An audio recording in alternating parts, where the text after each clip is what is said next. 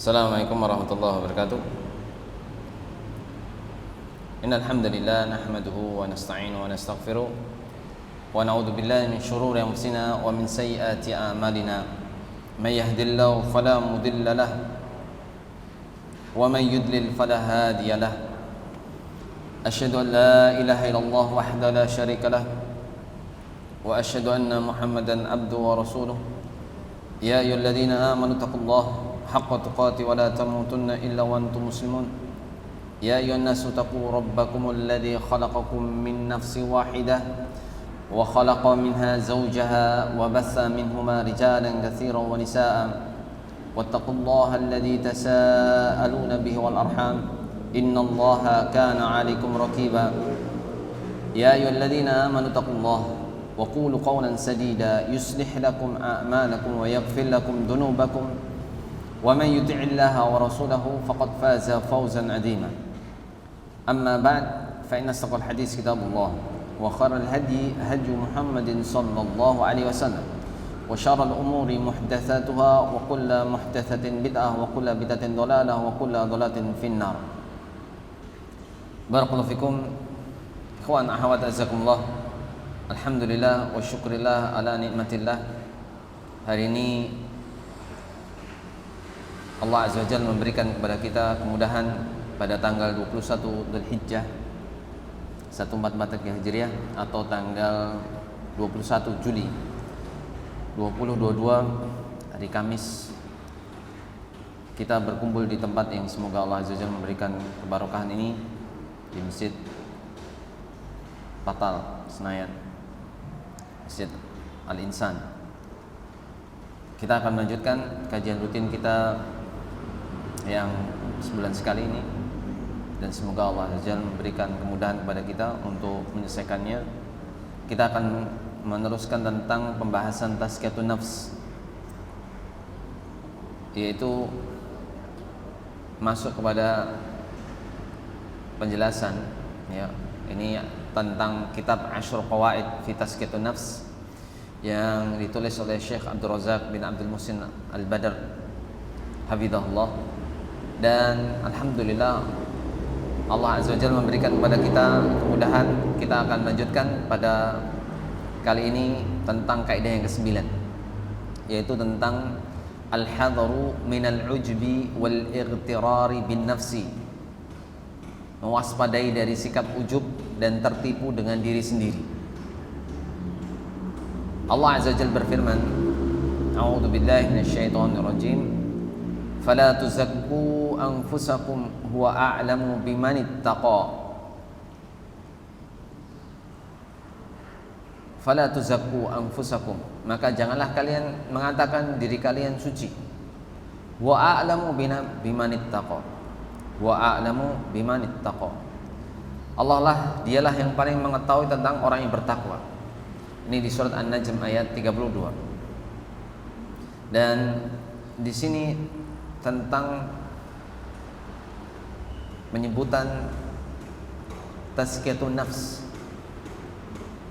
Kalau ketika kemudian orang itu menjadikan dirinya itu lebih dari yang lain, tapi untuk dirinya sendiri, maka sesungguhnya dia sudah terkena penyakit ujub, tertipu dengan apa yang telah diraih oleh dirinya. Dan terkadang ketika dibandingkan dengan orang dan itu ditampakkan kepada orang lain, masuk kepada takabur. Maka sebagian besar para ulama menyebutkan tentang al-ujub itu awal al-kibr fi syakhs. Jadi awal kesombongan orang itu dimulai dari rasa ujub. Nah, kemudian fanahallahu jalla wa ala an madhin nafsi bima yadullu ala zakatiha wa salahiha, lianna taqwa mahalluha al-qalbu wallahu huwa a'lamu biman hasalat minhu at-taqwa, wa lianna hadha al-madha li nafsi sababun lidukhul al-ujbi 'alayha wa sababul riya alladhi huwa muhbitun lil a'mal.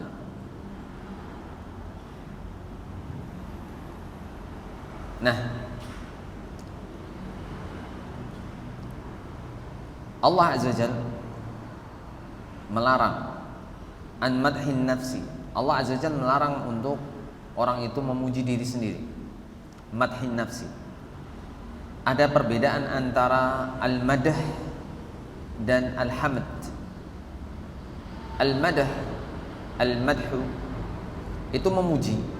As-sana juga memuji. Dan al-hamd itu juga memuji. Tapi perbedaannya, alhamdu di sini adalah as-sana ma'a ta'zim. Pujian yang disertai dengan ahlan wa sahlan, Allah barik, masyaallah, masyaallah, Allah barik, Allah barik, Allah barik. Ahlan. Nah, karena di sini sebutannya tentang at-taqwa mahluha al-qalb. Takwa itu tempatnya di dalam hati. Dan di sini madah tadi Anda sebutkan tentang perbedaan istilah di antara para ulama tentang madah, sana dan alhamdu. Alhamdu itu adalah sana ma'a ta'zim. Sana ma'a ta'zim itu adalah alhamdu. Pujian disertai dengan pengagungan. Maka kenapa ketika kita itu mengucapkan alhamdulillah, kata-kata alhamdu di sini kaitannya kita memuji kepada Allah Azza wa Jalla dengan disertai pengagungan. Sedangkan sana adalah atau madah, sana bi ghairi ta'zim. Pujian yang tanpa ada pengagungan. Kayaknya orang memuji orang lain, itu orang rajin misalnya. Nah, namun di sini kaitannya madah di sini harus ada kriterianya. Ya. Nah, disebutkan oleh para ulama ketika orang itu memuji orang lain itu harusnya tambahannya harus ada tambahan wala uzaki 'alallahi ahad. Wala uzaki 'alallahi ahada. Di sini dijelaskan ya. Jadi kontekstualnya ketika orang memuji harusnya dia itu menyelipkan kata-kata wala uzaki 'alallahi ahad. Aku tidak memberikan apresiasi ya yang melebihi apa yang seharusnya dari Allah Azza wa Jalla. Aku tidak memberikan apresiasi penghargaan kepada seorang pun yang di situ melebihi yang seharusnya sepantasnya, yang itu harusnya dikembali kepada Allah Azza wa Jalla. Karena sepantasnya zat yang paling bisa memberikan penghargaan adalah Allah Azza wa Jalla. Artinya di situ zat yang kemudian kita itu berharap agar kita itu mendapatkan penghargaan, prestasi adalah Allah Azza wa Jalla. Sehingga ketika mengatakan wala uzaki 'alallahi ahad, ini menunjukkan bahwasanya dia tidak berani untuk menjadikan apresiasinya lebih dari apresiasi yang seharusnya didapatkan di sisi Allah Azza wa Jalla. Tidak mendahului apa yang seharusnya itu haknya Allah Azza wa Jalla. Maka dikatakan wala uzaki 'alallahi ahad. Nah, dan di sini jelaskan Syekh Hafizahullah mengatakan li'anna taqwa mahalluhal qalb, karena takwa itu letaknya dalam hati. Karena takwa itu termasuk a'malul qulub. Takwa itu adalah termasuk perbuatan amalan hati. Sehingga di sini kalau kaitannya dengan takwanya orang ketika hendak dia sholat, mengatakan dengan ketika dia usolli. Ini juga kaitannya dengan menyelisih apa yang sebenarnya setelah syariatkan dalam Islam. Karena an-niyatu mahalluhal qalb. Niat juga tempatnya dalam hati. Begitupun takwa. Sehingga kalau orang itu tajawuz an had, melebihi apa yang seharusnya, batasannya, maka dia terlepas dari yang syariat yang seharusnya pula. Maka wallahu huwa a'lamu biman hasala minhu taqwa. Allah Azza wa Jalla itu mengetahui siapa yang telah mencapai ketakwaan. Wa li'anna hadzal madhal lin-nafsi sababun lidukhulil ujubi 'alaiha. Dan juga memuji diri sendiri itu adalah sebab masuknya ujub. Ya, sebab masuknya ujub. Ya. Kemudian wa sababun liriya. Ini diperbaiki, bahasa Arabnya ada sedikit salah di situ.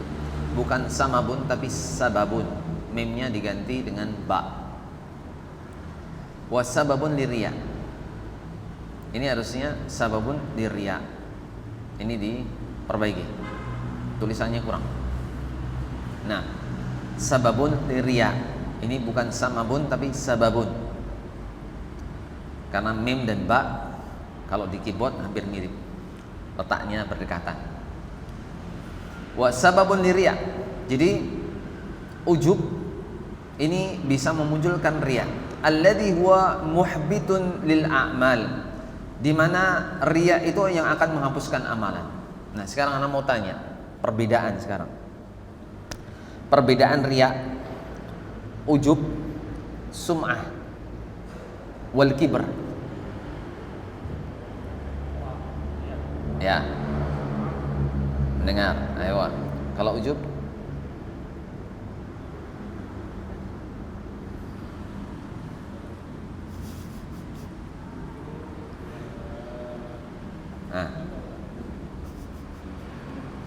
kalau kibr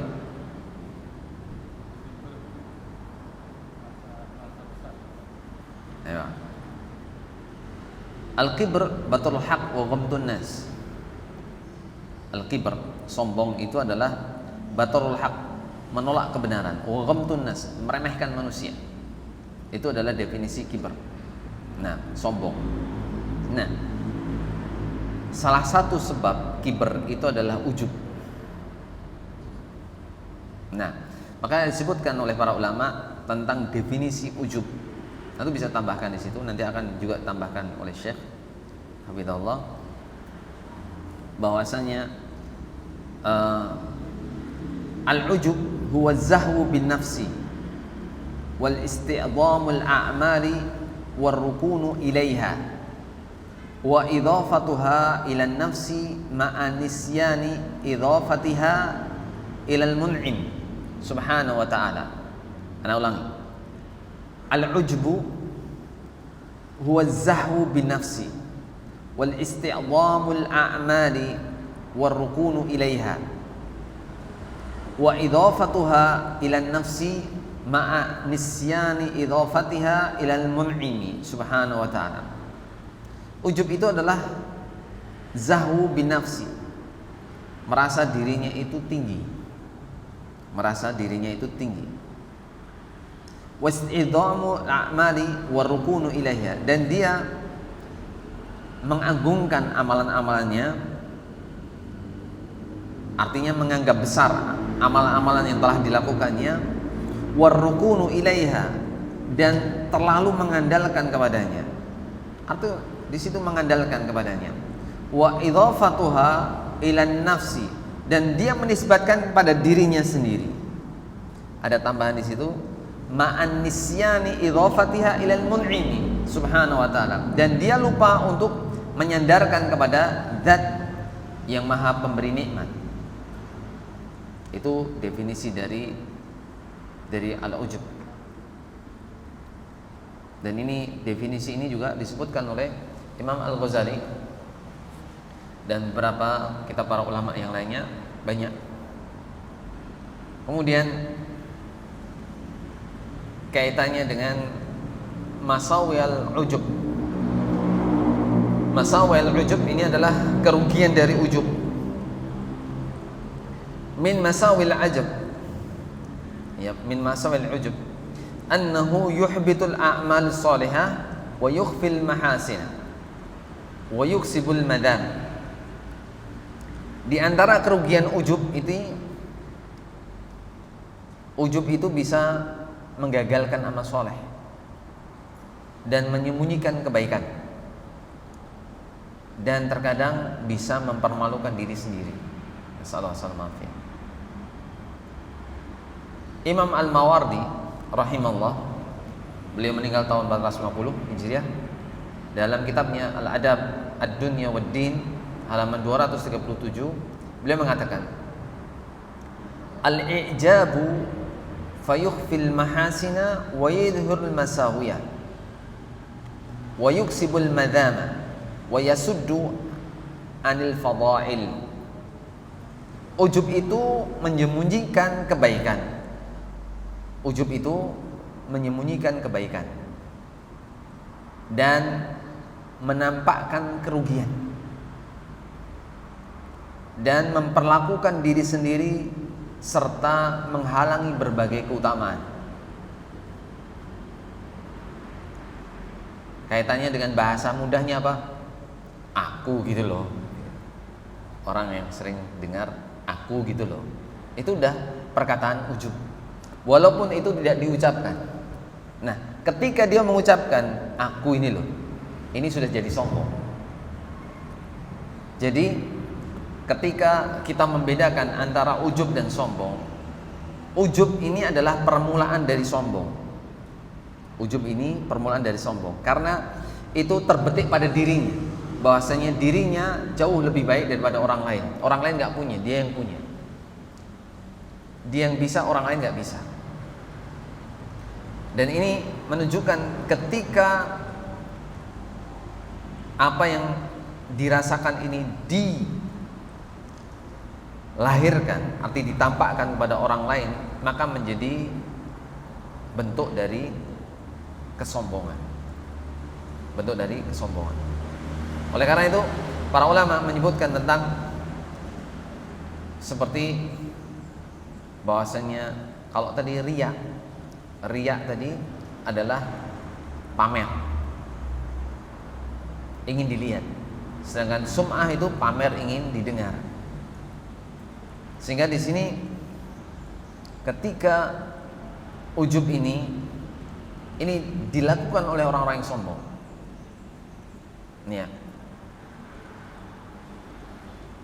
Sehingga ketika ada orang menjadikan ujub itu pada dirinya, ini disebutkan, nanti akan disebutkan oleh Syekh juga, ya, disebutkan oleh Syekh Al-Badr, ya, Syekh Abdul Razak Al-Badr hafizallah, dalam rasailnya yang lain tentang al-farqu bainal kibri wal ujub.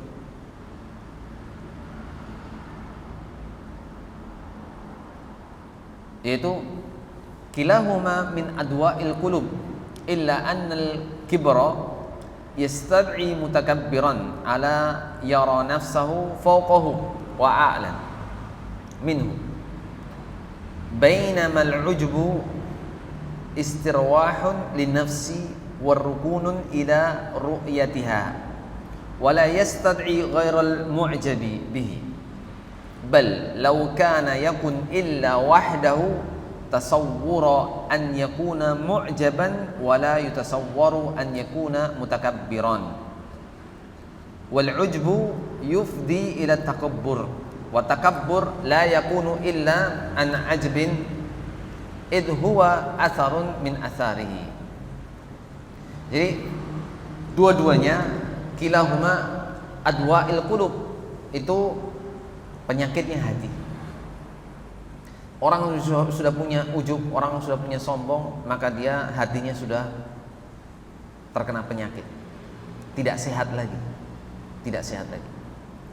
Illa an yakunal kibra yastad'i mutakabbiran alaihi yara nafsahu fawqahu wa a'lan minhu. Di mana orang yang sombong itu adalah dia merasa dirinya lebih hebat dari orang lain, dan itu ditampakkan kepada orang lain. Paham maksudnya di sini? Jadi di sini seolah-olah dia punya 3 hal. Yang pertama adalah apa yang dirinya bangga, kemudian ditampakkan, kemudian butuh orang lain. Ini sombong. Sedangkan yang ujub ini adalah dia ada bangga pada dirinya sendiri, tapi tidak ditampakkan pada orang lain. Ya. Ini perbedaan sedikit tentang antara ujub dan adanya sombong. Nah, oleh karena itu di sini kaitannya perbedaannya mencolok ketika kita mengetahui tentang hakikat makna dari ujub dan sombong tadi. Dan wal ujbu yufdi ila takabbur, dan sombong ujub itu bisa menghantarkan pada kesombongan. Awalnya ujub karena pada dirinya sendiri. Ya. Ini kalau kopi ini buatan saya, yang lain nggak dapat, nggak bisa yang lain. Dia nggak ngomong, hanya pada dirinya sendiri. Nah, baru kemudian dikatakan ini loh buatanku, enak. Yang lain minggir. Ya. Ini sombong. Nasallahu. Semoga Allah Azza wa Jalla menjauhkan kita dari 2 sifat ini. Nah, kemudian kita balik lagi ke ininya Syekh, lirriya alladhi huwa muhbitun lil amal. Jadi ini juga ujub sebab munculnya riya yang akan menghapuskan amal. Wal mu'minu mahma istahada fil fi'li salihati wastinabil muharramati fa innahu la yazalu muqassiran. La yazalu muqassiran. Jadi ana ulangi. Wal mu'minu mahma istihada fil fi'li salihati wastinabil muharramati fa innahu la yazalu muqassiran wa dhaliman li nafsihi. Wa idza kana Abu Bakr radhiyallahu anhu siddiqun hadhihi ummati wa khairun nasi ba'da al-anbiya lamma sa'ala Nabiy sallallahu alaihi wasallam an yu'allimahu du'aan yad'u Allah bihi fi salatihi, allamahu sallallahu alaihi wasallam an yaqula Allahumma inni dhalamtu nafsi dulman katsira wa la yaghfiru dhunuba illa anta faghfir li maghfiratan min 'indik warhamni innaka antal ghafurur rahim.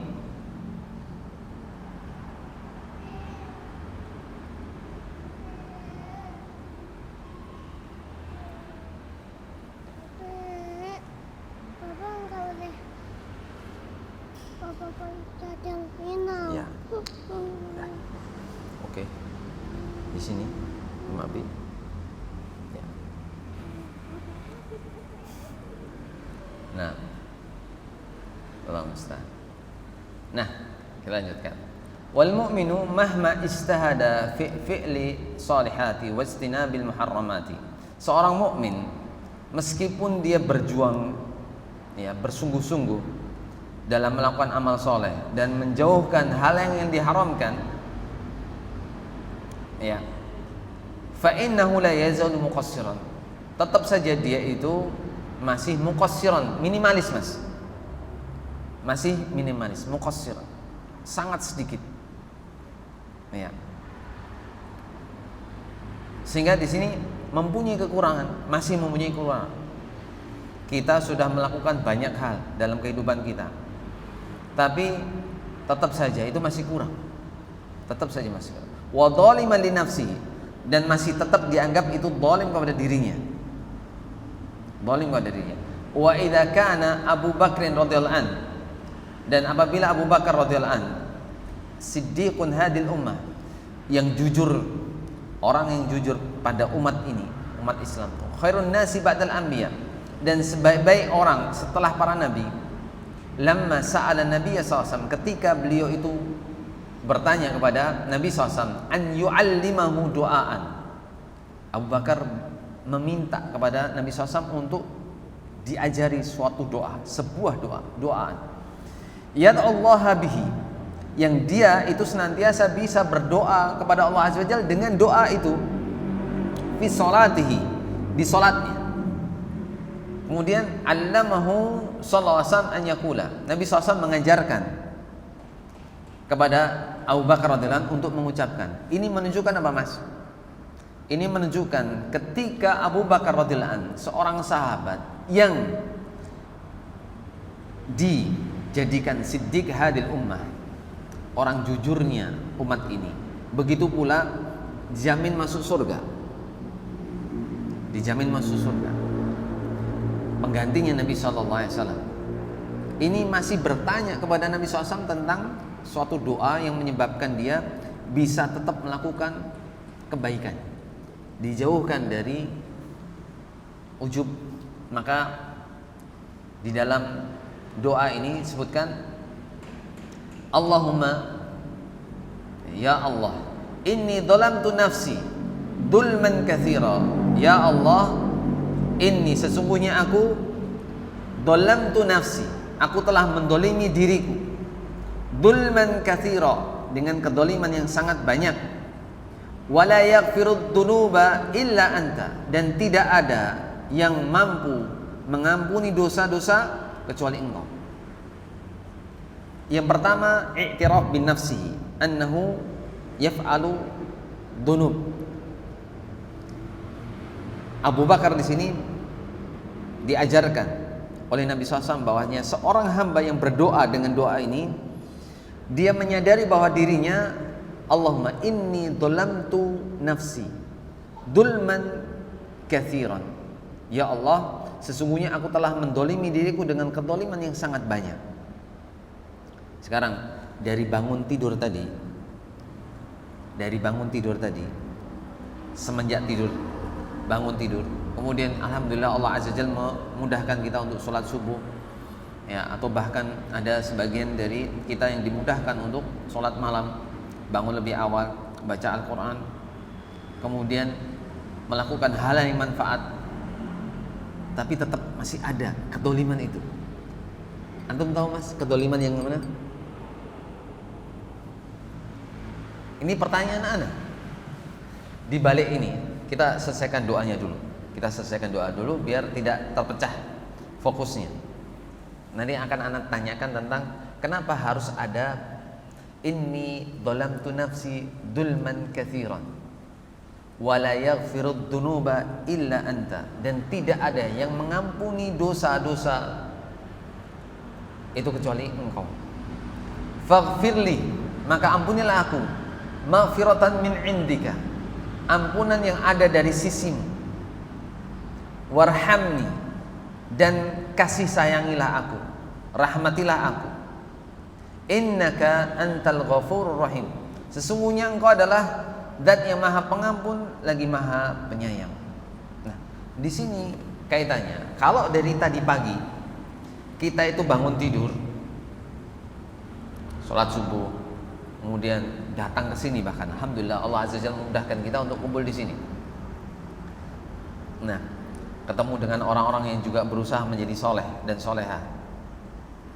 Nah, sekarang misalnya Bapak namanya siapa? Pak Sidik. Hah? Pak Sigit. Allah barik. Ahlan, barakallahu fikum. Pak Sigit, kedoliman yang mana yang Bapak sudah lakukan hari ini? Gak ada yang tahu ya? Gak ada yang tahu? Iya. Bapak tahu kedoliman Bapak? Belum tahu? Ya. Apa Gil? Hah? Sedikit?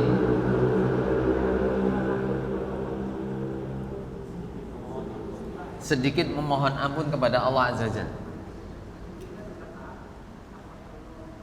Aywa. Ahsan, Allah barik. Ada apa? Sama. Ya. Itu jawaban politik ya. Allahumma barik. Nah, sahih. Karena dalilnya adalah ketika kita itu masuk kamar mandi, doa keluar kamar mandi apa mas? Ghufranaka. Walimada nad'u ghufranaka lamma kharajna minal khala. Kenapa kita itu menyebutkan ghufranaka? Ya Rabb, as'aluka maghfiratak. Lianna fatatul fursah li astaghfira laka fi dakhil hammam.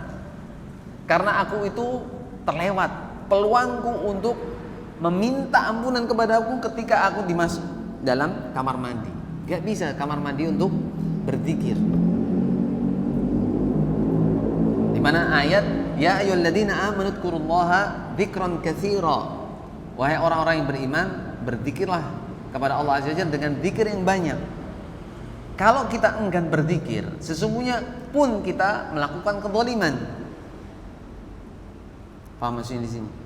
Nah, terkadang mata kita melihat, kita mendengar, kita melangkah ke tempat-tempat yang tidak benar. Itu pun bentuk kezaliman, tapi terkadang kita nggak tahu dosa itu mengganjal kepada kita atau tidak, atau sudah kita anggap biasa. Biasa. Melihat kayak gitu, biasa. Subhanallah. Maka Nabi SAW mengatakan dalam hadis yang lainnya, idza lam tastahi fasna ma syi'th. Kalau engkau sudah merasa tidak punya malu, maka perbuatlah sekehendak. Sudah, terserah. Sama halnya kedzaliman orang-orang yang apa mas? Merokok. Ini orang-orang yang merokok pun sudah mengumpulkan berbagai macam bentuk penyakit-penyakit hati. Salah satunya adalah penyakit hatinya ujub. Yang lain nggak bisa ngerokok, saya yang bisa ngerokok.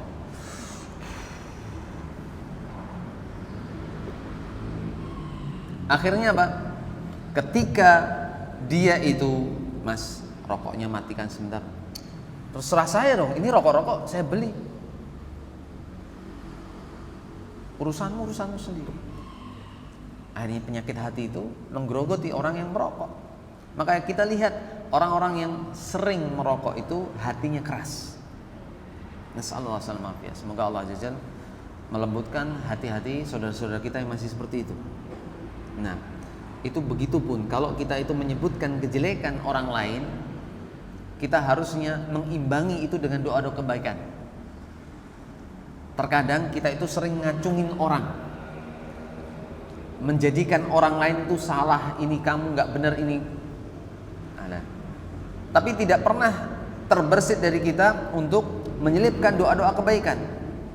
Semoga Allah Azza wa Jalla memberikan hidayah kepada kaum muslimin yang seperti itu. Harusnya seperti itu. Meskipun dia itu merokok, Ustaz, saya itu merokok itu sejak kecil, sudah menjadi kebiasaan saya dan seterusnya. Ada yang mengatakan seperti itu. Bahkan waktu itu ada ikhwan hendak mau hajian. Dia mengatakan pada Ustaz, tolong tanyakan ke Syekh Shalih Al-Masari Hafizahullah, gimana cara berhenti dari rokok? Cara berhenti dari rokok. Saat itu Allah Azza wa Jalla memberikan kepada beliau kemudahan untuk ikut manasik, dan ana meminta ketika masih di Abu Dhabi, meminta Syekh Shalih Al-Masari Hafizahullah, Syekhona, untuk memberikan pesan dan nasihat kepada beliau. Terbesit dia yang mau berangkat haji waktu itu dari Abu Dhabi, mengatakan, Ustaz, tolong tanyakan kepada Syekh, cara dan kiat untuk berhenti merokok. Saya itu merokok sudah lama, Ustaz, tapi saya nggak mampu untuk berhenti. Nah, saat itu Syekh Shalih Al-Masari mengatakan, pas ana nanya, Syekh, hada akhi sa'alani li yas'alu kaifa nantahi min adat surbud dukhan. Ada surbud dukhan, kebiasaan merokok. Waktu itu pas ketika anak nanya gitu, anak sudah kepikiran Syekh mau mendalili dengan dalil yang panjang yang gimana. Ternyata Syekh cuma memberikan nasihat. Ya akhi, idza tawaqqafta min ad-dukhan li ajli sihi la tanjah. Idza tawaqqafta min ad-dukhan li ajli zawjatik la tanjah. Wa idza waqafta min ad-dukhan li ajli al-mal la tanjah. Walakin idza waqafta min ad-dukhan li ajli lillahi subhanahu wa ta'ala satanjah. Ya akhi, kalau engkau itu meninggalkan rokok itu hanya untuk sehat, engkau nggak akan bisa, engkau tidak akan berhasil. Ya akhi, kalau engkau itu berhenti dari merokok hanya karena keinginan istrimu, itu pun gak akan berhasil. Ya akhi, kalau engkau itu ingin berhenti dari rokok karena dapat uang, itu pun gak akan berhasil. Tapi kalau engkau itu berhenti merokok karena Allah Azza wa Jal, maka engkau akan berhasil.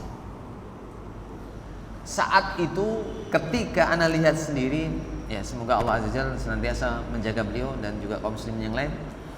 Ketika hajian, beliau berangkat haji, kalau yang lainnya itu ngumpet-ngumpet rokok, orang Indonesia ya.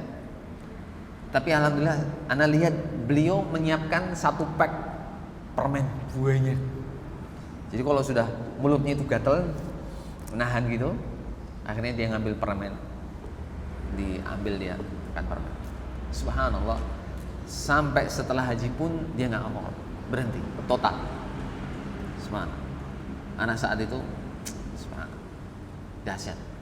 Maka nanti akan kita jentrengkan juga, terangkan juga bagaimana kiat-kiat kita itu agar terhindar dari ujub, mengobati penyakit ujub, dan juga bagaimana kiat kalau kita itu melihat orang lain itu punya kebiasaan ujub dan sombong. Nah, kita jelaskan dulu, selesaikan dulu apa yang dibahas oleh Syekh Mu'allif, Syekh Abdul Razak hafizahullah.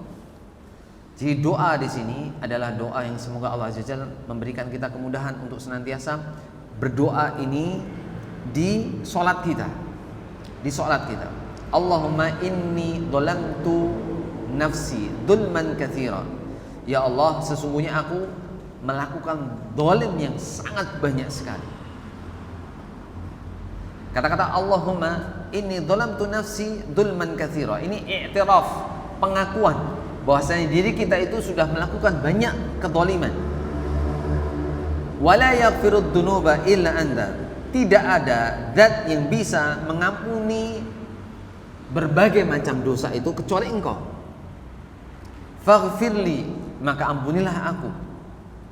Jadi setelah disebutkan alasan-alasan, ya, baru kemudian permintaan, sebab-sebabnya. Oh, aku itu melakukan ini, ampunilah aku ya Allah.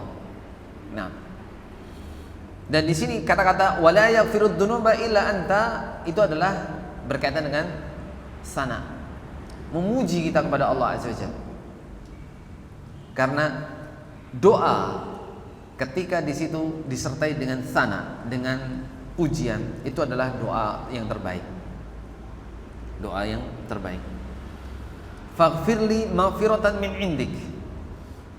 Ampunilah aku dengan ampunan yang ada di sisimu. Warhamni, dan sayangilah aku. Warhamni innaka, sesungguhnya engkau antal ghafurur rahim.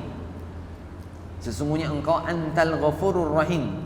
Engkau maha pengampun lagi maha penyayang. Ini pun kaitannya dengan tauhid asma wa sifat. Kita meyakini Allah Azza wa Jalla itu mengampuni. Maka ini adalah bantahan bagi orang-orang yang tai'as min rahillah. Ada al-ya's, ya, al-ya's.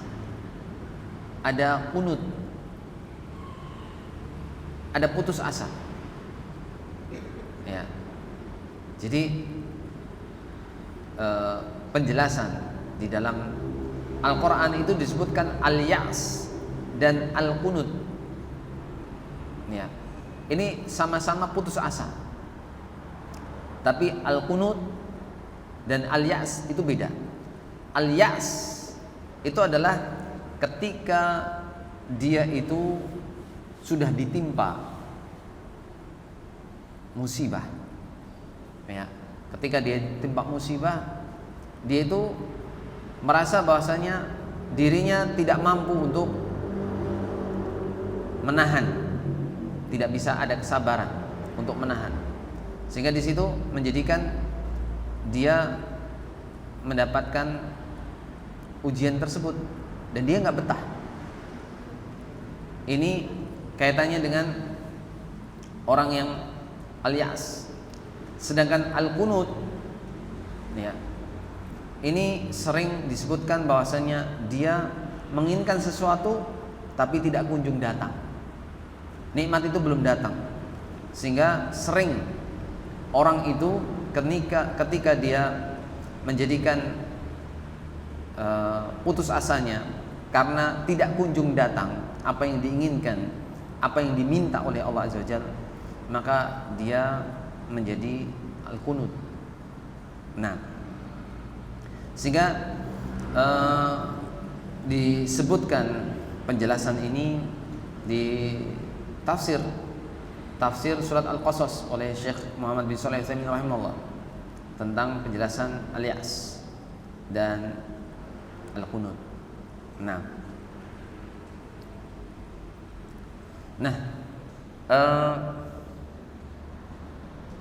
di sini jelaskan juga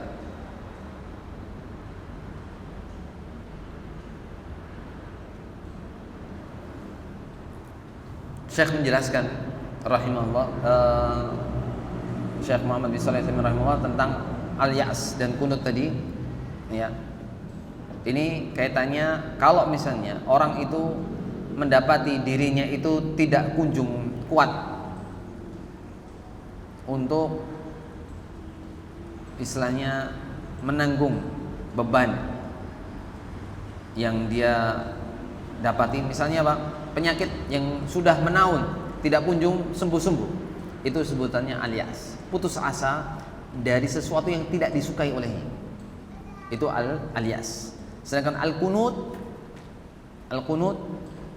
itu adalah ketika dia itu belum mendapatkan apa yang dipintakan oleh Allah Azza wa Jalla, nikmat itu belum kunjung datang. Kayak misalnya apa?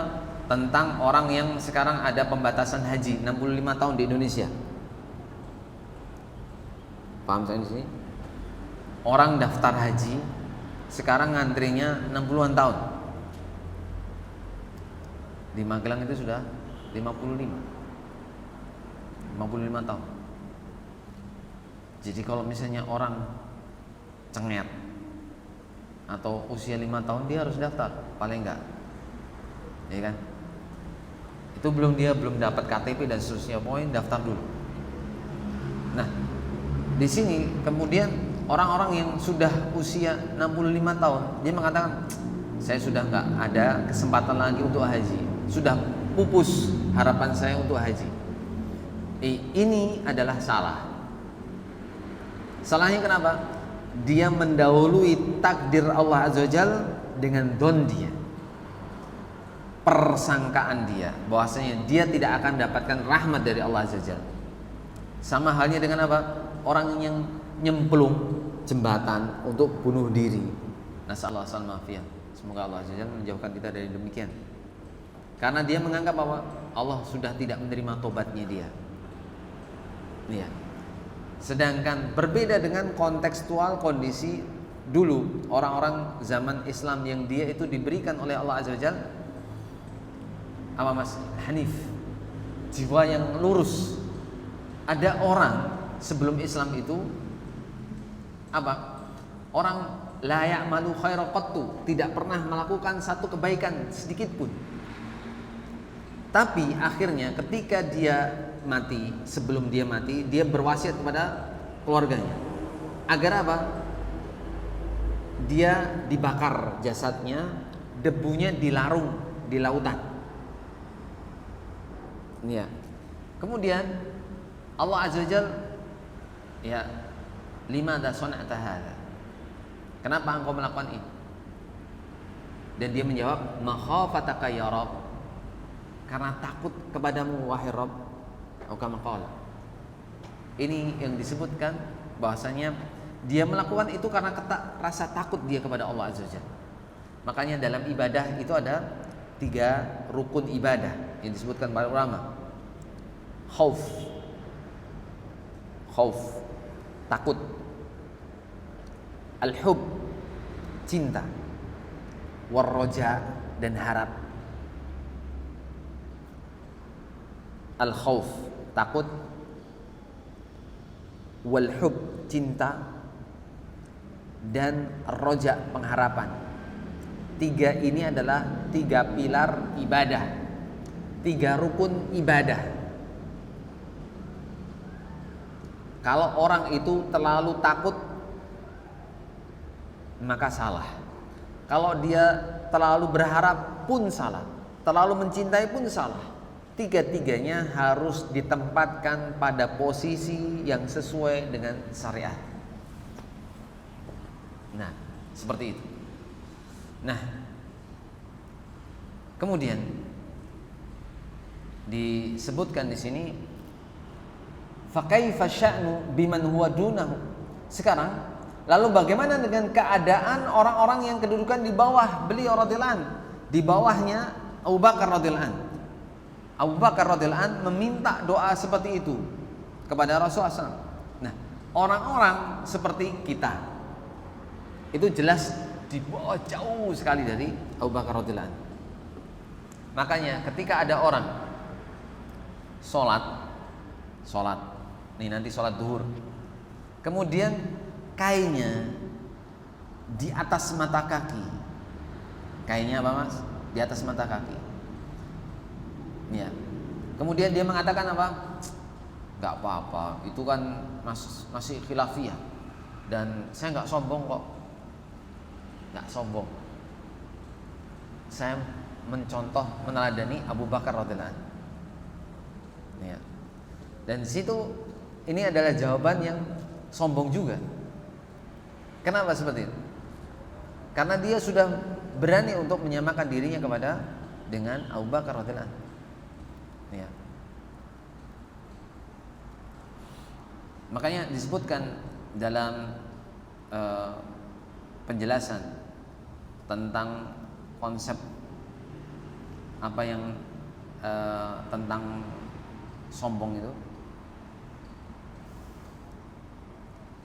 bahwasanya Nabi SAW itu menyebutkan pembahasan yang sangat komplit sekali tentang huyala, al-kibr. Ya, khuyala itu adalah sombong dalam hal penampilan, body language-nya, penampilannya itu khuyala. Dan salah satunya tentang khuyala ini adalah tentang kaitannya sombong. Ya. Nah, dan pernah Anda sampaikan tentang khuyala, bedanya khuyala kemudian al-kibr. Ya, tapi khuyala di sini kaitannya dengan penampilan aja.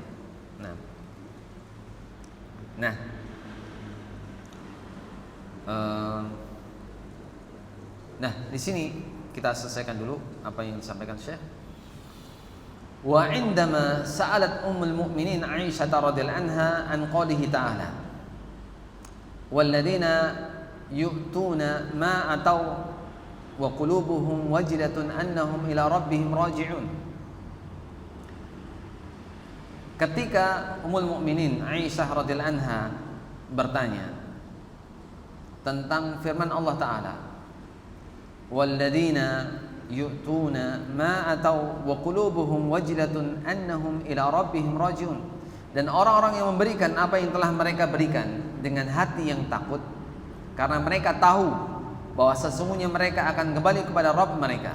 Di surat Al-Mu'minun ayat 60. Qalat Aisyah radhiyallahu anha dengan semangatnya untuk menimba ilmu syar'i bertanya kepada Rasulullah sallallahu alaihi wasallam, ahumul ladzina yashrabuna al-khamra wa yasriquna, apakah mereka itu orang-orang yang minum khamr dan mencuri?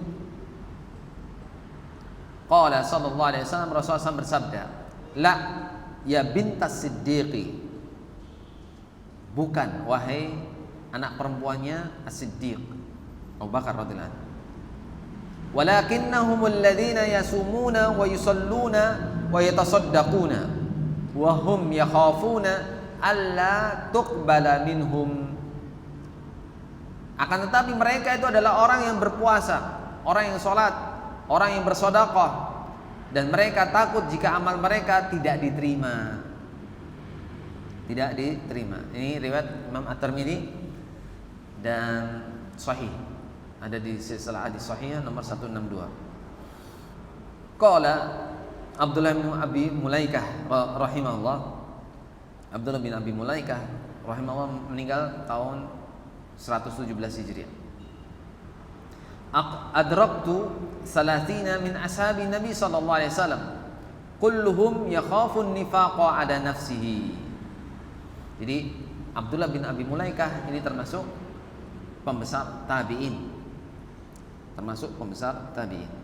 Karena beliau menyebutkan di sini adraktu salatina. Jadi tabi'in itu dibagi ada 3. Kibaru tabi'in, ya. Kemudian al-wusta minat tabi'in, kemudian sigharu tabi'in. Tabi'in, pembesar tabi'in, itu artinya orang-orang generasi sepeninggal para sahabat yang banyak mengambil riwayat dari para sahabat. Pembesarnya adalah Sa'id bin Musayyib yang meninggal tahun 94 Hijriah. Nah, 1 tahun setelah meninggalnya Anas radhiyallahu anhu, 93 Hijriah. Sa'id bin Musayyib itu pembesarnya tabi'in. Kemudian itu namanya pembesar. Kalau yang tabi'in wusta, yang pertengahan, maka dia nggak banyak meriwayatkan dan tidak sedikit meriwayatkan, pertengahan. Sedangkan sigar tabi'in ini adalah tabi'in kecil, maksudnya kecil dalam hal apa? Bukan tubuhnya atau umurnya, bukan. Tapi di sini sedikitnya periwayatannya dengan para sahabat. Artinya beliau mengambil periwayatan dari para sahabat itu sedikit, bahkan jarang. Nah, tapi bertemu dengan para sahabat, nama sigar tabi'in. Maka disebutkan adraktu salatina min ashabi Nabi SAW, aku mendapati, berjumpa dengan lebih dari 30 orang sahabat, kulluhum yakhafun nifaqa ala nafsi, dan mereka semua takut kemunafikan pada dirinya mereka. Ana tanya kepada antum, Mas. Mas namanya siapa, Mas? Hah? Abu. Mas Abu. Ya, Mas Abu, Allahumma barik. Kalau seorang pembesar tabi'in di sini, Abdullah bin Abi Mulaikah mengatakan, aku berjumpa dengan lebih dari 30 orang sahabat dan mereka semua takut kemunafikan pada diri mereka sendiri. Apakah iklan, perkataan Abdullah bin Abi Mulaikah ini termasuk ujub? Termasuk ujub atau tidak? Atau bahkan sombong atau tidak? Kenapa, Mas?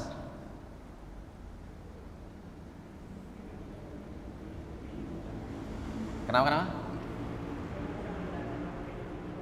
Kayaknya tidak. Nah, apa Pak Sigit? Bisa termasuk?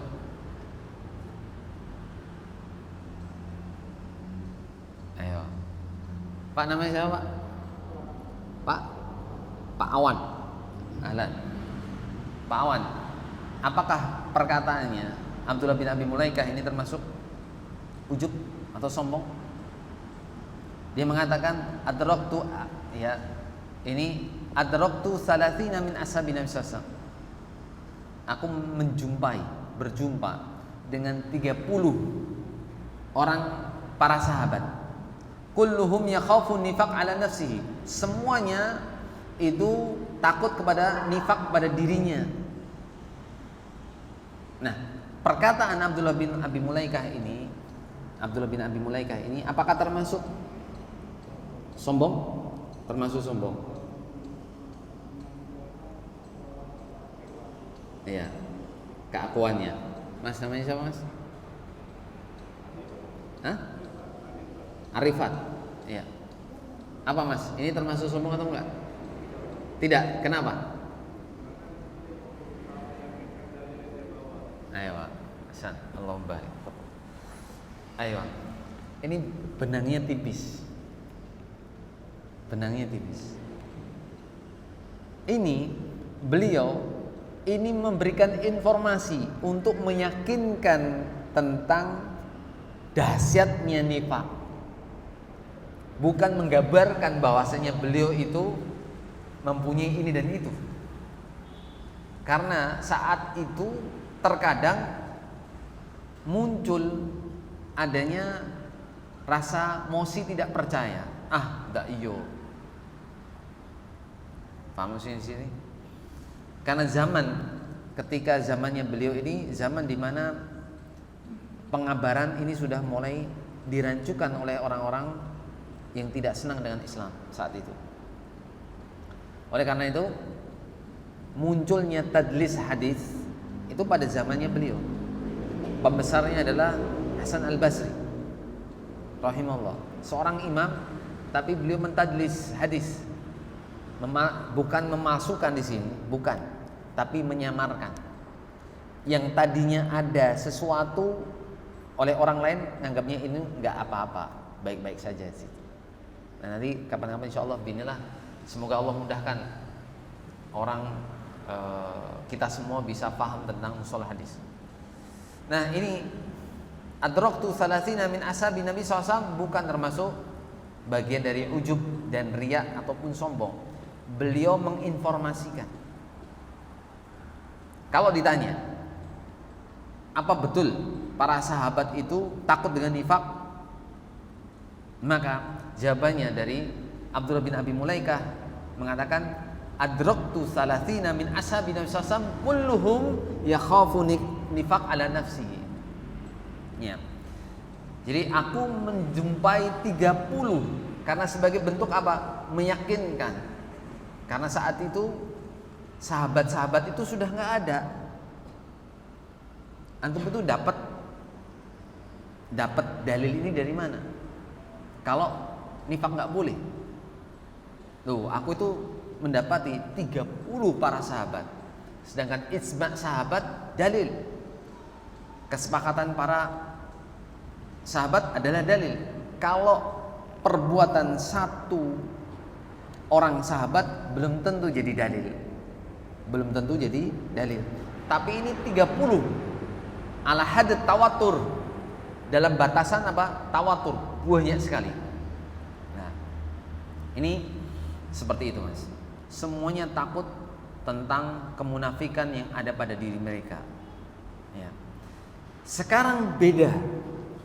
Kalau para sahabat itu mereka takut. Kalau sekarang orang-orang yang YouTubers konten itu apa? Awalnya apa? Jangan lupa jempol. Ya, apalagi membunyikan lonceng. Kata-kata lonceng pun itu bukan dari Islam. Allah Ustaz. Nah, sekarang bertanya, Ustaz, apakah perkataan yang seperti itu meminta subscribe, meminta untuk jempol seperti itu, apakah itu bagian dari ujub? Gimana, Mas?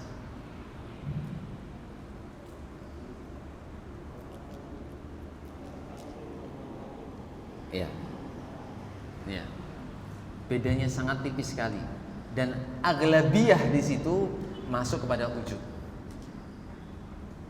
Yang seharusnya tidak menjadi konten di konten-konteni. yang seharusnya nggak perlu kemudian ada himbauan ini himbauan itu, harus ada himbauan. Apakah saat itu sebutannya dakwah itu butuh jempol orang? Apakah saat itu Imam Bukhari rahimahullah, Imam Muslim dan para a'immah sekarang ilmunya itu masih dipelajari, mereka itu berharap pada orang-orang saat itu agar diginiin? Tidak. Ada yang tahu dalil yang lainnya? Dalil yang lainnya adalah Abu Hurairah radhiyallahu anhu ketika dia meminta kepada Nabi SAW untuk agar Nabi SAW, ya Rasulullah, ud'u li ummi kay dukhul Islam, kay tadkhul Islam. Atau kama qala Abu Hurairah radhiyallahu anhu, wahai Nabi SAW, doakan kebaikan kepada ibuku agar dia mendapatkan hidayah untuk masuk Islam. Ya. Kemudian ketika Abu Hurairah radhiyallahu anhu itu mendapati ibunya, wajadtuha albab mughlaq. Aku mendapatinya rumah itu terkunci. Wa sami'tu sautul ma' annaha taktasil lidukhul Islam. Bahasanya ibunya, dia mendapati ibunya pintunya dikunci, ada suara gemericik air, tanda mandi bahwa ibunya masuk Islam. Kemudian saking senangnya itu Abu Hurairah bukan kemudian gimana datang lagi kepada Nabi SAW, ya, meminta agar Nabi SAW itu mendoakan kepada dia dan ibunya agar dicintai oleh kaum muslimin. Jadi yang diminta bukan jempolnya, di subscribe-nya, tapi diminta apa Mas? Doa. Allahu Akbar. Ya. Jadi di situ tentang doanya, doa dari tentang permintaan Abu Hurairah radhiyallahu anhu, ya, untuk agar Nabi SAW itu mendoakan kebaikan kepada dirinya dan ibunya, ya, agar kaum muslimin itu mencintainya. Ini menunjukkan bahwasanya dalam kontekstual yang paling dahsyat, itu adalah doa itu yang terbaik, jauh lebih baik daripada subscribe dari jempol dan yang lainnya. Maka sekarang ini seharusnya orang-orang itu meyakini. Sekarang ada pertanyaan lagi Mas, dari semenjak YouTube itu memulai adanya subscriber dan yang lainnya, paling banter ada jutaan, ya. Semenjak tahun 2002-2003, ada 2004, ada yang menyebutkan 2010, ya, 2010, ada 2016 bahkan. Allah alam tentang kontekstualnya itu perlu dibahas lagi. Tapi di sini ada penelitian orang yang menyebutkan 2016 itu sudah muncul adanya kekuatan. Ini yang subscribe sudah jutaan dan mendapatkan ini dan itu. Jazakallahu khairan. Ya, jazakallahu khairan. Sini aja, nggih. Nah. Jadi Nabi SAW itu mendoakan kepada Abu Hurairah radhiyallahu an agar Abu Hurairah radhiyallahu an dan ibunya itu menjadi orang yang dicintai oleh kaum muslimin. Ini pun dahsyat kisah dari Abu Hurairah radhiyallahu an dan keinginan beliau untuk mendapatkan ibu yang akhirnya masuk Islam. Nah, kita lanjutkan. Jadi di situ tadi Ana membahas tentang subscriber dan yang lainnya, itu seharusnya kalau misalnya itu sekarang itu berharapnya kepada Allah Azza wa Jalla. Sekarang bedanya orang yang kemudian dia itu melakukannya karena Allah Azza wa Jalla, tidak ada subscribernya, Mas. Yang nonton itu gak lebih dari hitungan tangan. Apakah kemudian di sisi Allah Azza wa Jalla itu amalannya itu kalah dengan orang yang jempolnya banyak dan seterusnya? Enggak, Mas. Innamal a'mal bil khawatim. Sesungguhnya amalan itu tergantung dari hasil akhirnya. Belum pernah ada penjelasan sekarang ini orang-orang yang subscribe-nya itu lebih dari 1 juta, 10 juta, bahkan lebih dari itu hidupnya dikatakan barokah. Ingat itu, Mas. Nilai kebarokahan saja sudah menjadikan orang-orang yang punya pengikut banyak seperti itu akan berpikir ulang. Kalau dia dibandingkan dengan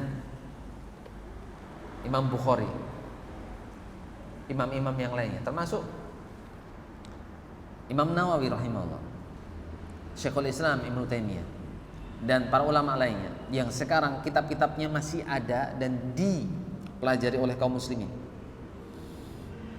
jutaan kaum muslimin, bahkan miliaran, dan itu bertahun-tahun, gak selesai-selesai, gak berhenti-berhenti.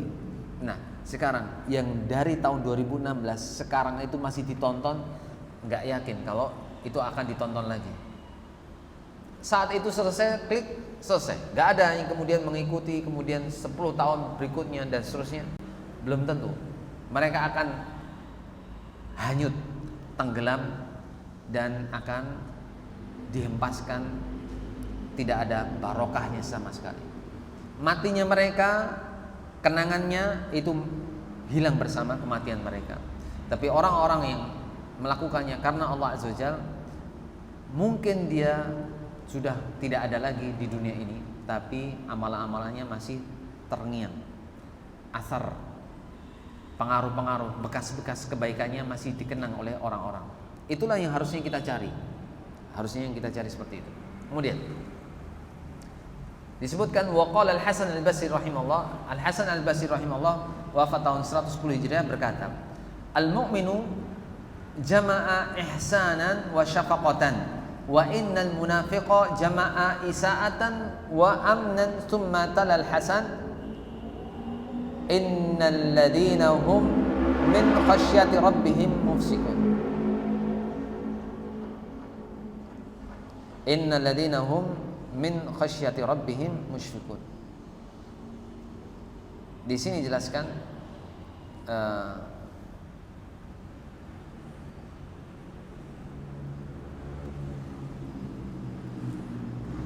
di surat Al-Mu'min ayat 57,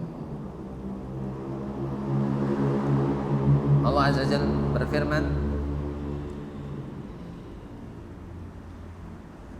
"Innal ladzina hum min khasyati rabbihim musyfiqun." Sesungguhnya orang-orang yang berhati-hati karena takut akan adab Rabb mereka. Sebutan khasyah, ini sebutkan khasyah. Sekarang ana bertanya kepada antum, apa sih beda khauf wa khasyah? Ayo, khauf.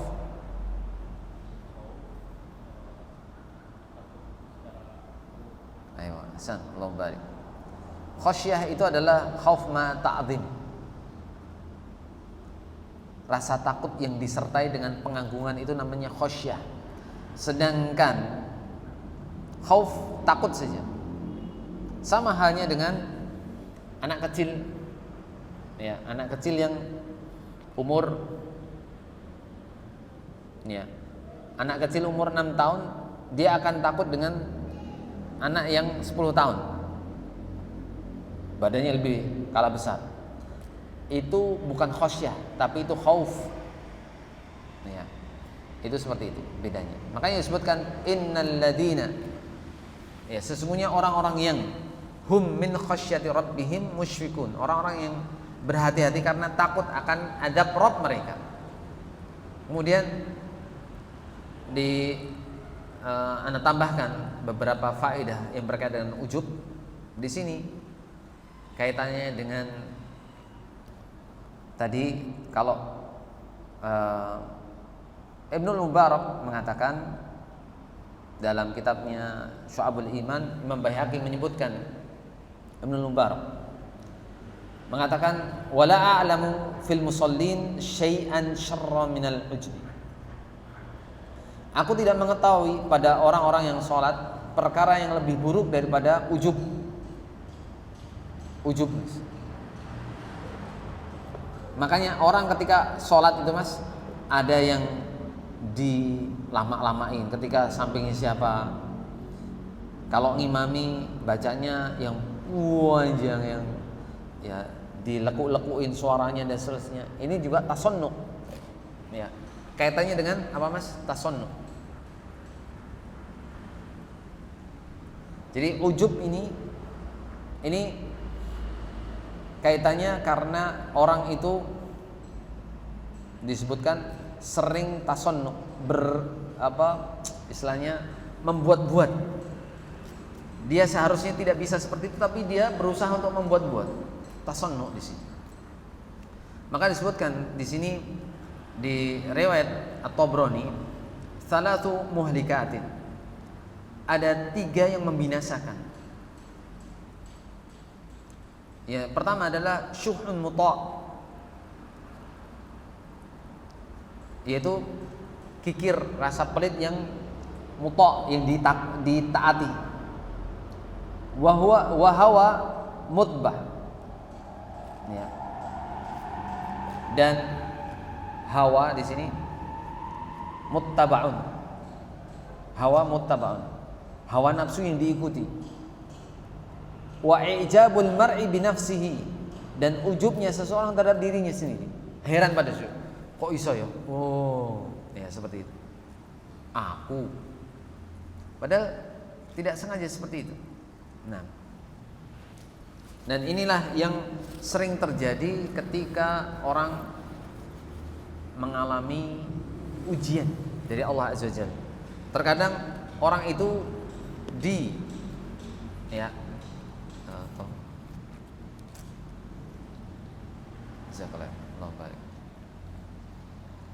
orang itu diuji dengan adanya kekurangan.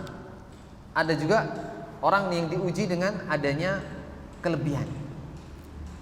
Tapi ketika orang-orang itu ketika diuji, itu justru kembalinya kepada yang tidak disyariatkan oleh Islam, dia akan menjadi binasa.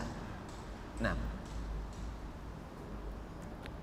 sekarang contoh Mas, fenomena ujub itu apa? Fenomena ujub. Di sini jelaskan.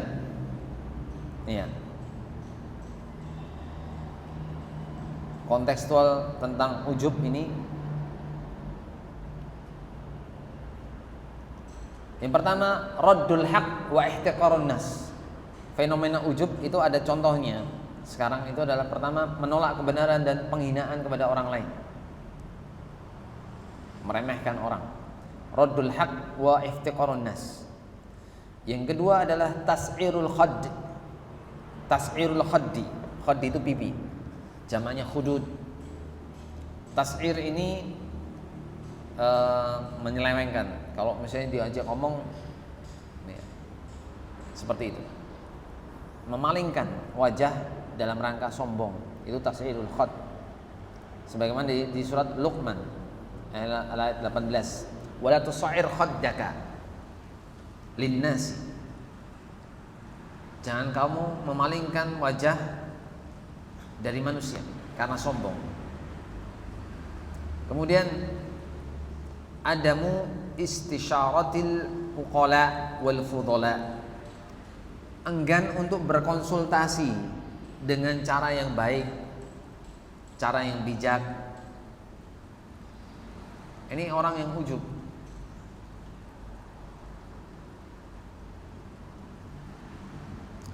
Seperti apa? Ini contoh kaitannya dengan ujub yang prakteknya ini sering kita dapati adalah di pengajian-pengajian. Antum tahu mas, contohnya ada pengajian-pengajian yang sukses, kita sebut IO pengajian. Ya, semoga Allah Azza wa Jalla memberikan kemudahan kepada ikhwan-ikhwan dan akhwat-akhwat yang menjadi IO pengajian itu, diberikan hidayah, diberikan niat yang ikhlas karena Allah Azza wa Jalla, dan diberikan kemudahan urusan-urusannya. Tapi di situ kaitannya ada catatan penting.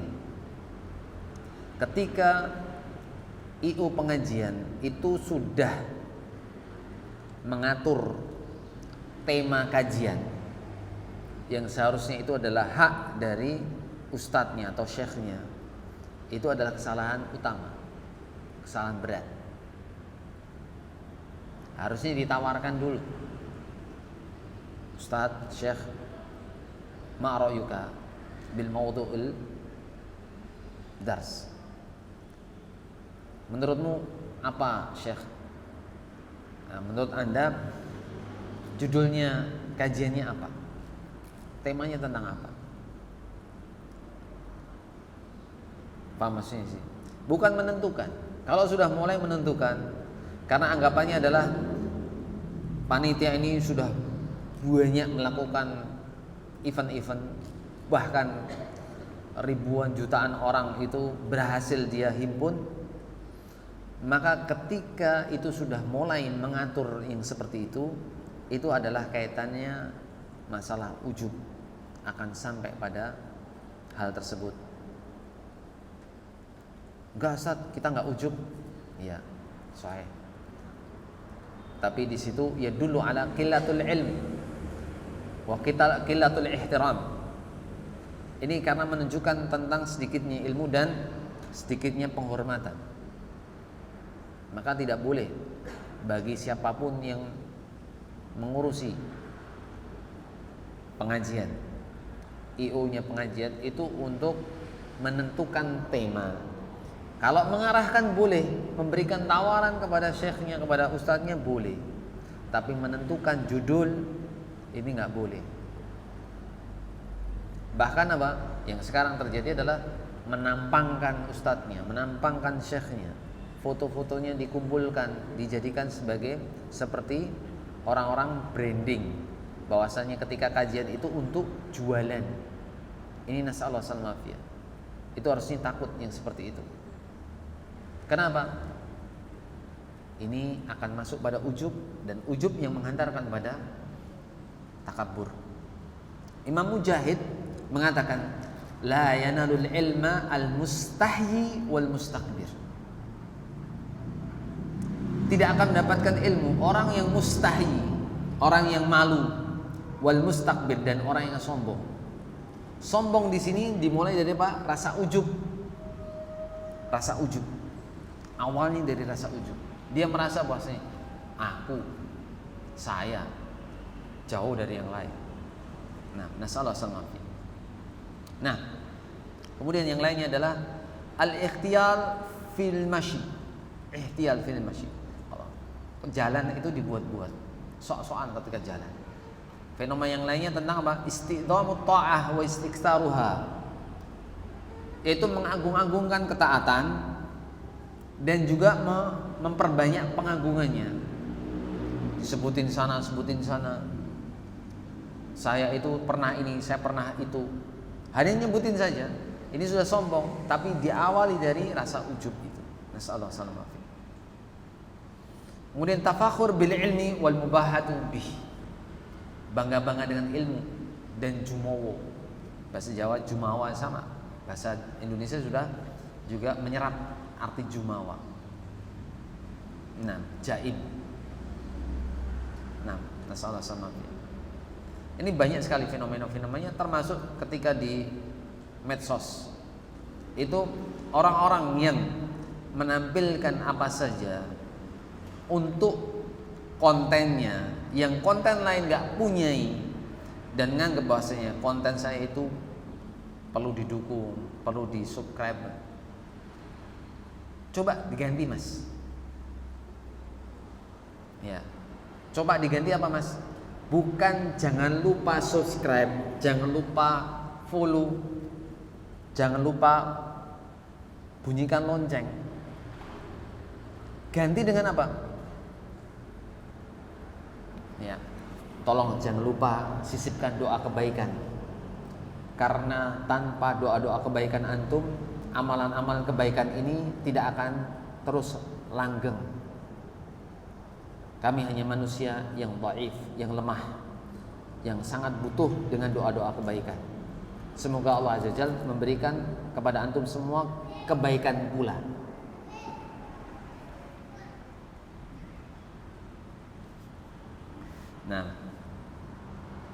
Nah, ini kaitannya dengan sebab-sebab apa yang menjadikan fenomena ujub. Nah, sebab-sebabnya ujub ini ada sebab esensialnya, Mas. Ada yang tahu sebabnya, Mas? Al-jahlu, kebodohan. Karena apa? Bodoh terhadap ma'rifatillahi azza wa jalla. Bodoh karena tidak mengenal Allah azza wa jalla. Ini sebab orang menjadi ujub, sok-sokan. Karena dia tidak mengetahui tentang batasan dan kelemahan dirinya. Menganggap dirinya itu adalah superior. Nasallahu alaihi. Nah, yang pertama al-jahlu, sebab ujub itu adalah kebodohan. Nah, dan merasa bahwasanya dirinya itu adalah lebih dari yang lainnya. Ijabuhu bi'ilmihi, heran terhadap ilmunya. Wa ijabuhu binafsihi, dan heran terhadap dirinya.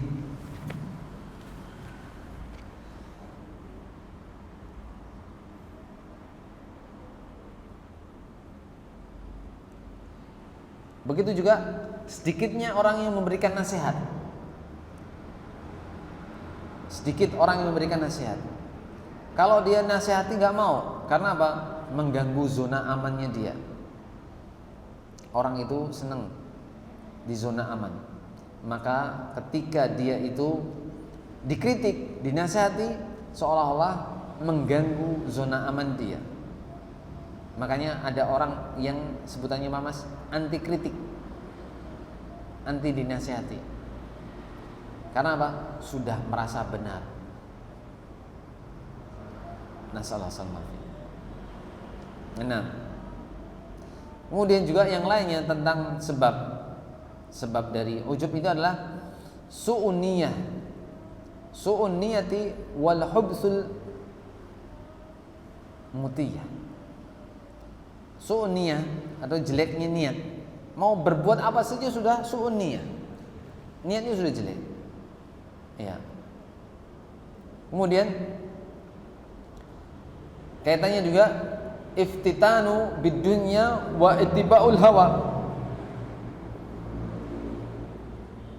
Terkena fitnahnya dunia dan mengikuti hawa nafsu. Kemudian sebab ujub yang lainnya adalah qilatu syukru lillahi azza wajalla, sedikitnya bersyukur kepada Allah azza wajalla. Apapun yang dia dapati enggak merasa cukup. Makanya disebutkan di hadis yang sahih, dijelaskan bahwasanya orang-orang yang menyebutkan ya, tentang qad aflaha wa ruziqa kafafan wa qana Allah bima atah. Ya. Jadi kata-kata qad aflaha, ya, man aslama wa ruziqa kafafan wa qana Allah bima atah, ini diriwayatkan Imam Muslim. Telah beruntung orang yang masuk Islam, wa ruziqa kafafan, dan diberikan rezeki yang cukup, wa qana Allah bima atah, dia qanaah dengan apa yang Allah telah beri. Alhamdulillah sudah cukup, alhamdulillah sudah cukup, alhamdulillah sudah cukup. Seperti itu, Mas. Tapi kalau dia itu menginginkan apa yang ada pada orang, ridhonya orang, maka itu yang menyebabkan dia akan terus merasa ujub. Nasallahu alaihi. Kemudian yang lainnya adalah al-amnu min makrillahi, merasa aman dari hukuman dari Allah Azza Jalla, merasa aman. Ini kalau orang merasa aman terus ngeri, karena dia akan melakukan banyak penyimpangan-penyimpangan. Nah, kemudian ilajul ujub. Sekarang pengobatan ujub ini bagaimana toh? Nih ya. Ngobati ujub itu gimana? Obatnya ujub itu gimana? Yang pertama,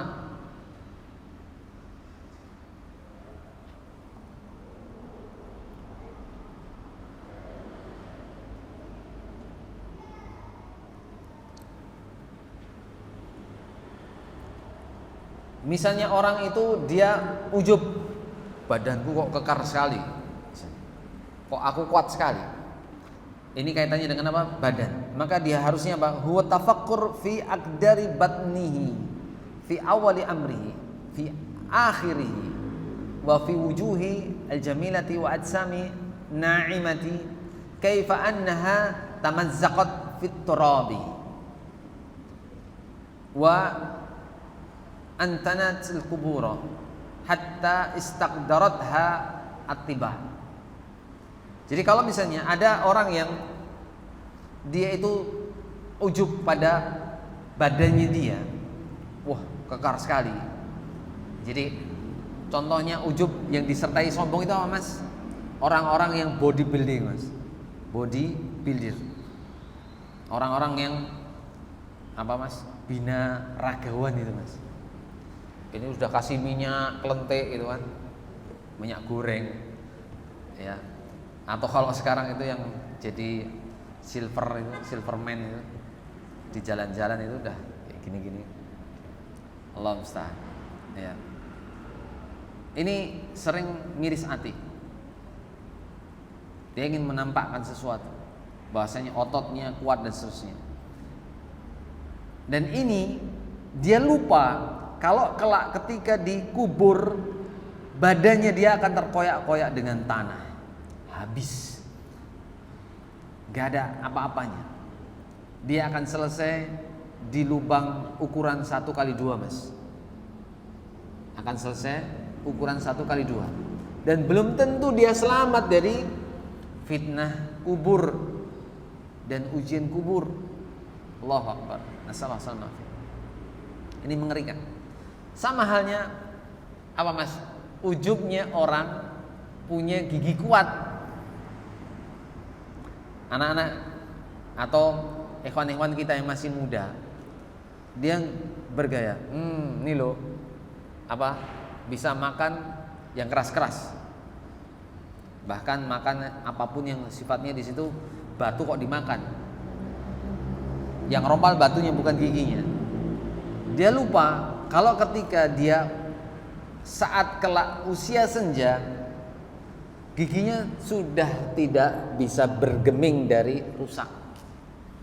Apa mas? Awalnya berani untuk gigi manual, berakhir dengan gigi metik mas. Giginya gigi metik, kayak mobil. Ya.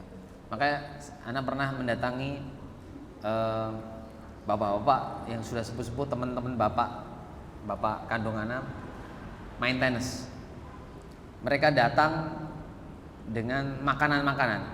Saat itu Ana bawain pudil, jadi yang terbuat dari singkong, ubi, itu dibuat kecil-kecil itu. Kalau di Magelang banyak. Nah, mereka berkomentar, Mas, Bo lain kali bawakan makanan yang metik, jangan yang manual gini. Nanti giginya ini cuma kanan kiri. Maksudnya masuk mulut, nanti disikat ke kanan sininya bolong, nanti juga sikat kiri lagi. Sampai kayak gini. Ana mikir. Saat itu Ana belum kepikiran. Oh iya, subhanallah. Ana yang dolim membawakan makanan yang tidak pas buat mereka. Saat itu baru Ana menyadari tentang apa? Adanya gigi metik dan gigi manual buat orang-orang yang seperti itu. Dan itulah awal dimana alhamdulillah Allah Azza wa Jalla masih memberikan saya gigi. Itu nikmat yang terkadang buat orang yang ujub itu harusnya bisa menjadi penyadaran, ilaj. Menyadari bahwasanya gigi ini ada waktunya, semuanya ada waktunya. Nah, ini yang pertama tentang orang yang ujub pada dirinya, penampilan dirinya. Kemudian ujub bil batshi wal quwwah. Ketika orang itu ujub dengan kekuatan dia, maka ini bisa dikatakan ya, ketika ada orang mengatakan man asyaddu minna quwwah, siapa orang yang lebih kuat dari kami.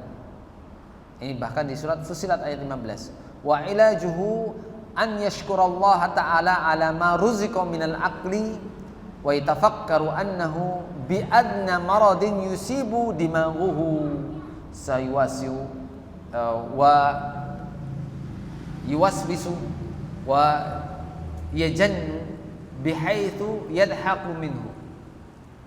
Jadi kalau sekarang ada orang nganggap dirinya pinter, cerdas, kuat, makalah mulai berpikir untuk apa mas?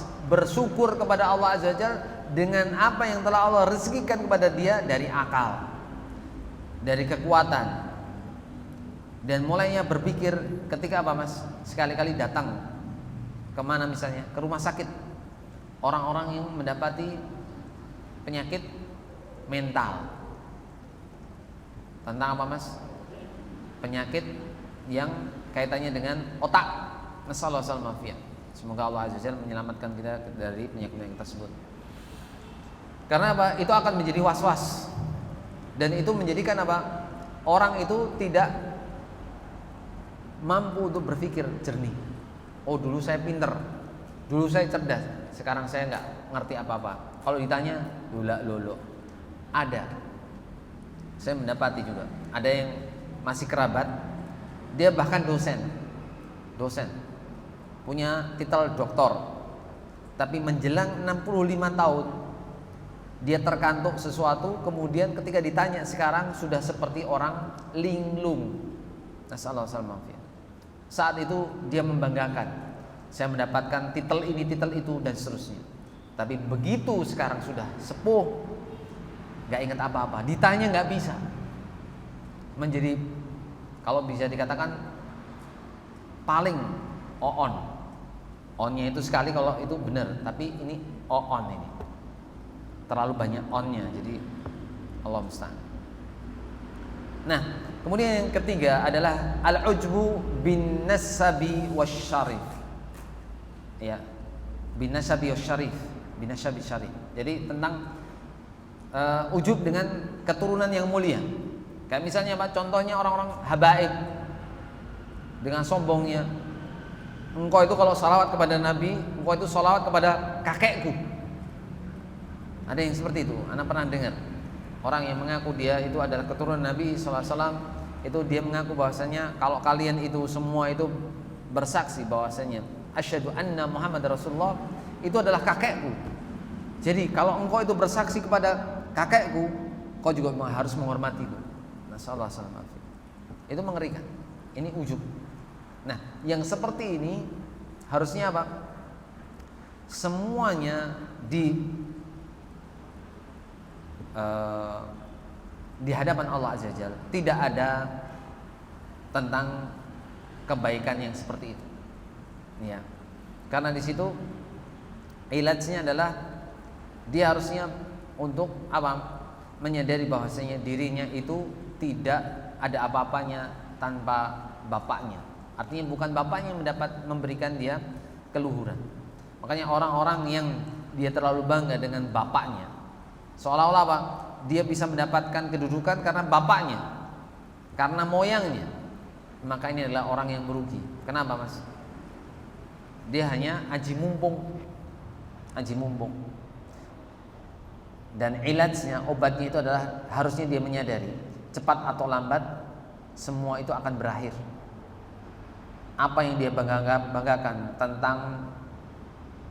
tentang keturunan itu nggak ada apa-apanya, semuanya akan berakhir. Orang akan melupakan siapa dia, siapa bapaknya, dan lambat laun ketika ditanya siapa fulan, nggak ada yang kenal, nggak ada yang tahu. Nah, kemudian masih banyak sekali tentang misalnya orang yang ujub bikatsratil adad, orang yang ujub dengan banyaknya jumlah apa? Jumlah anak misalnya, ya. Wal khadam, jumlahnya pembantu atau banyak kerabatnya dan seterusnya. Maka ilajnya adalah an yatafakkar fi dha'fihi wa dha'fihim. Harusnya dia berpikir tentang kelemahan dirinya dan kelemahan orang-orang yang dibanggakan itu. Kerabatnya nggak ada apa-apanya, anak-anaknya pun hanya titipan sementara, Mas. Ya. Oleh karena itu ketika menyadari seperti itu, tidak akan dirinya menjadi ujub. Begitu juga ujub bin nasabi salatin wad dhalamah. Ya. Jadi nasabnya ujub dengan nasab kepemimpinan. Ya. Harusnya nasabnya itu tidak perlu dibanggakan kalau hanya saya keturunan pemimpin fulan. Ini semuanya adalah termasuk mengikuti hawa nafsu. Itu juga ada waktunya. Ilajnya, ya, itu akhirnya dia berpikir tentang ini adalah bentuk kedzaliman yang hanya akan sirna dengan adanya waktu. Kalau ini sudah hilang, selesai pula, nggak ada orang yang akan mengingatnya. Nah, makanya ada ujub dengan harta, ada ujub dengan apapun itu, dengan pemikiran, bahkan semuanya akan sir. Itu nggak akan selesai, nggak akan menjadi barokah. Nah, itu tentang. Nah, sekarang ada pertanyaan. Nah, Daud, Allahumma barik. Kalau antum mendapati teman antum itu terkena penyakit ujub, apa yang antum harus lakukan? Tiap kali mendapati itu orangnya ujub, males saya berteman dengan dia, males. Apa yang antum akan lakukan ketika mendapati teman yang ujub seperti itu, Mas? Pak Sigit, gimana Pak ujub? Kalau punya teman yang ujub, doakan Allah Akbar. Yang pertama, ya antum bisa catat. Bersyukur kepada Allah Azza wa Jalla tidak diuji dengan penyakit ujub. Harusnya bersyukur. Alhamdulillah. Kemudian yang kedua, berdoa kepada Allah Azza wa Jalla sebagaimana ketika doa melihat orang lain ditimpa musibah, Mas. Ujub itu musibah, Mas. Jangan dikira bahwasanya orang melakukan ujub itu ada sesuatu yang menyenangkan. Itu musibah. Jadi doa ketika melihat orang lain ditimpa musibah apa? Alhamdulillah. Segala puji bagi Allah. Ya. Alhamdulilladzi afani. Segala puji bagi Allah yang afani, yang telah melindungi. Mimma btalahu bihi, dengan apa-apa yang dia ditimpa dengan musibah. Wa faddalani, dan telah memberikan keutamaan kepadaku ala katsirin mimman khalaqa tafdila. Memberikan keutamaan kepadaku dibandingkan kebanyakan orang-orang yang telah Allah ciptakan. Ini menunjukkan apa, Mas? Menunjukkan kita berdoa kepada Allah Azza wa Jalla yang seperti itu agar kita dihindarkan dari musibah yang sama. Jadi pertama bersyukur kepada Allah Azza wa Jalla, yang kedua berdoa dengan ketika kita melihat orang lain ditimpa musibah, yang ketiga jazakallahu khairan, syukron. Ya. Yang ketiga adalah kita mendoakan orang yang terkena ujub itu dengan doa kebaikan. Ya.